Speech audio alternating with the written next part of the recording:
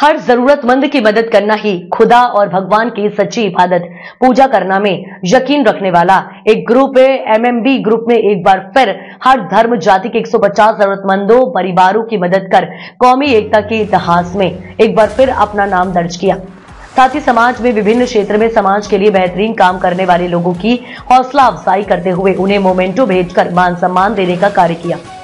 करीब 27 सालों से विभिन्न क्षेत्रों में जरूरतमंदों और समाज की सेवा कर चारों तरफ मानवता की सुगंध फैला रहे डूंगरपुर जिले के शान कहे जाने वाले ग्रुप एमएमबी ग्रुप ने गुरुवार को जिला मुख्यालय पर ओटी के पास अपने ऑफिस पर भामाशाह जगदीश जी चौधरी, रिजवान खान थाना अधिकारी दम्बोला, असलम मकरानी, ईडर फकीर जी, मामा मुस्तादी, दादू जे पटेल, हाजी शरीफ चावड़ा, अतीक मकरानी, संजय शर्मा, वसीम खान, हाजी इश्तियाक मकरानी, नोएडा हाजी इस्माइल मकरानी, अफ्रीका जाहिदी मकरानी, रफीक भाई आरटीओ, शब्बीर खांडवाला के सहयोग से एक खास कार्यक्रम का आयोजन किया गया, जिसमें मुख्य अतिथि विशिष्ट और अति विशिष्ट जाने माने अतिथियों की मौजूदगी में हर्षोल्लास और सफलता के साथ संपन्न किया गया है।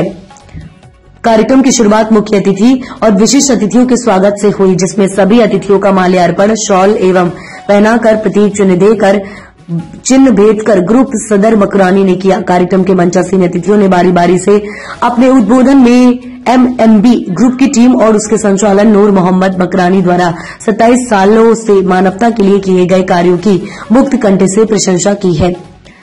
अंत में 150 जरूरतमंद परिवारों के प्रतिनिधियों को बारी बारी से मंच पर बुलाकर सम्मानित किया गया है। जिला, राज्य और देश को मजबूत करने के लिए सांसद रौत ने कौमी एकता के मंत्र का जाप हर देशवासी को करना अनिवार्य बताया। कौमी एकता से ही देश विकास कर पाएगा और मजबूत बनेगा। खड़े रहना, शोषित के साथ खड़े रहना ही सामाजिक समरसता। गरीब को गरीब ही करना, उसकी तौहीन करना सामाजिक समरसता इससे नहीं बढ़ी। और ये देखा है कि देश पे जब भी संकट आया उस दौरान इंसानियत को देखा गया है, धर्म को नहीं देखा गया। और हमें हमारे देश की खूबसूरती ही इसी में है, क्योंकि हम क्या कहते हैं कि हमारा देश महान देश है, और है, इस बात का हम सबको गर्व है। लेकिन ये देश महान तब तक है जब तक इस देश में विविधता है, और विविधता होने के बावजूद एकता है, वो देश की महानता है। अनेक धर्म, अनेक जातियां, अनेक कल्चर है इस देश के अंदर, अनेक बोलियां हैं, अनेक भाषाएं हैं, और ये अनेकता होने के बावजूद भी देश की शान के लिए एकजुटता हो जाती है, वही देश को महान बनाती है, हमारे देश को। लेकिन कई बार ऐसी चीजें हो जाती है, इनका मैं पढ़ रहा था, जब हिंदू धर्म का त्योहार आता है उस दौरान मुसलमान समुदाय को बुला के दिवाली मनाया जाता है। ईद का त्योहार आता है तब हिंदू समाज के साथियों को बुला के एक ये अलग अलग धर्मों की होने के बावजूद भी एक एकता का प्रतीक, एक भाईचारे का प्रतीक देने का, एक मैसेज देने का जो काम किया जा रहा है इस ग्रुप के द्वारा, ये बहुत बड़ी बात है। और शायद मुझे लगता है कि डूंगरपुर में इस तरह की एकता, अलग अलग धर्मों को भी एकजुट में बांधे रखने के लिए मैसेज देने का काम शायद कोई नहीं कर पा रहा होगा। तो हम आपके आभारी हैं। हम अतिथि तो है, लेकिन हम आपके आभारी हैं, और यही भावना और उम्मीद करेंगे आपसे हम लोग भी प्रेरणा लेंगे, और जिले के अन्य लोग भी प्रेरणा लेंगे, और गरीबों के लिए सभी धर्म जातियों को छोड़ के एक जो गरीब व्यक्ति है उस गरीबी को ध्यान में रखते उसको मदद करने की जो भावना है, वही मेरे हिसाब से सबसे बड़ा धर्म है, और वही सबसे बड़ा कर्म है, और उसी बात पे लेके चलेंगे। हम देखते हैं जैसे कि अभी कुंभ में हुआ, कुंभ के दौरान भी मुस्लिम समुदाय ने लंगर लगाए वहां।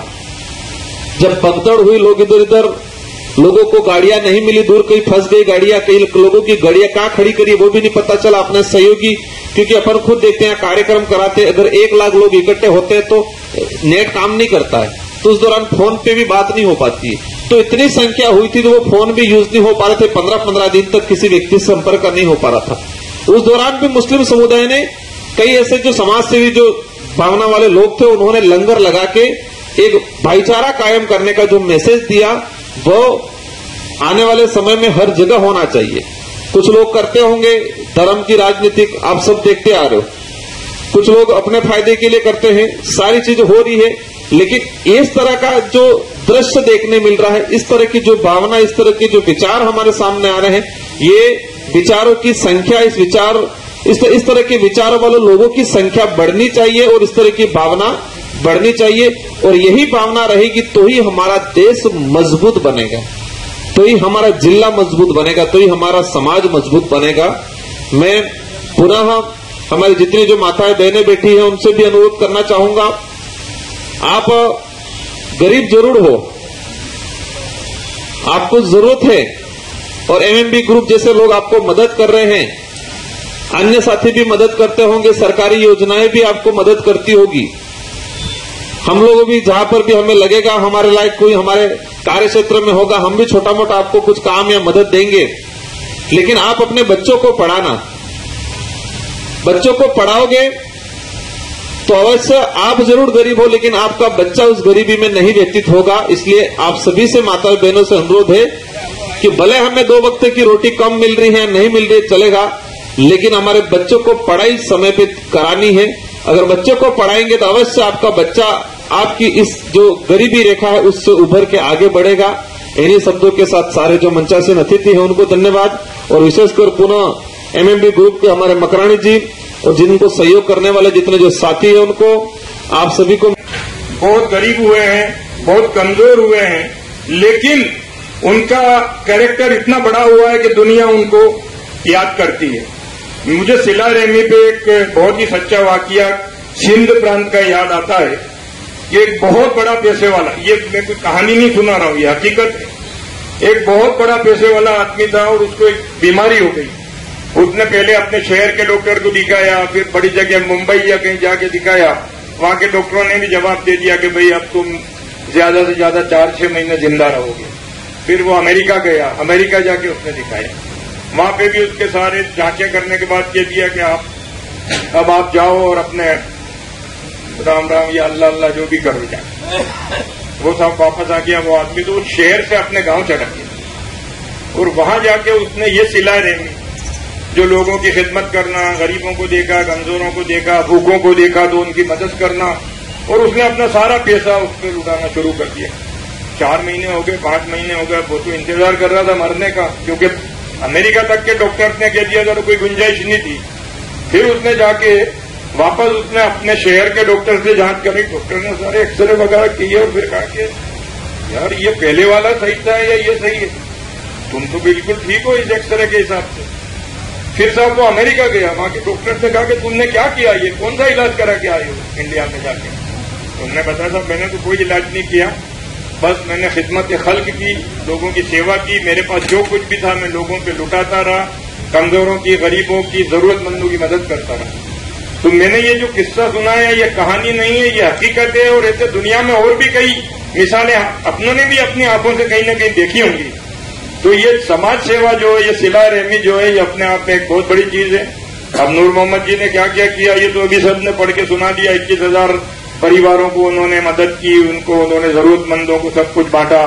कोरोना काल में वो काम करते रहे, 39 से 40 बार उन्होंने खून दिया।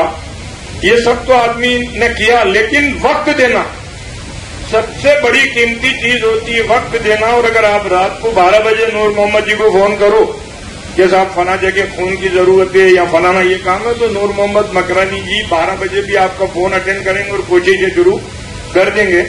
तो ये बहुत बड़ी बात है। और इसीलिए आज इस कैंपस में 21,000 किट तो बढ़ चुके हैं, और इंशाअल्लाह अभी तो आगे तक कितना कुछ होगा, कितनी सारी मदद होगी, बहुत सारी मदद ये गुप्त भी कर देते हैं। तो ये सारी चीजें जो हैं ये एमएमबी ग्रुप के जरिए वो कर रहे हैं, इनके साथी उनके साथ रहते हैं। और हम में से कुछ लोग, बहुत सारे लोग जो हैं जो नूर मोहम्मद जी से और भी जुड़े हुए हैं। मैं नूर मोहम्मद जी मकरानी साहब को इस मौके पर सैल्यूट करता हूं और दुआ करता हूं, और आप सब भी करें कि उनका ये जज्बा जो है इसमें हम सब लोग भागीदार बने, ज्यादा से ज्यादा लोग जुड़े और इसी तरह जरूरतमंदों का काम होता रहे। किसी भी खबरें जो आपको जोड़ती हैं सीधे हमसे, जिनका आपकी जिंदगी पर होता है सीधा असर। खबरों की वही तस्वीर, बिना बदले, बिना डरे।